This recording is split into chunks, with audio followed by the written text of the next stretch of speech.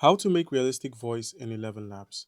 All right, guys. So all you need to do is simply log in to your account if you have an account on 11 Labs. If you do not have an account on 11 Labs, you can go about signing up for the platform instead of logging in.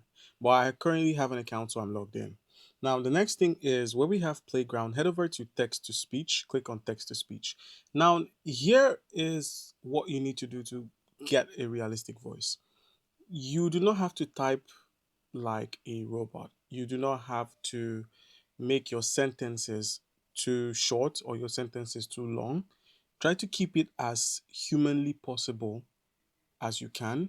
Try to include punctuation marks. Try to add short breaks. Include commas, and just be a human. Your text should be human-like.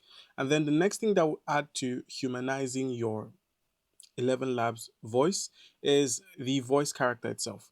So instead of using a voice that is, a narrator, you could go with sweet and bubbly, you could go with expressive and emotive, you could go with warm and friendly. So you could go with something like this, warm and friendly.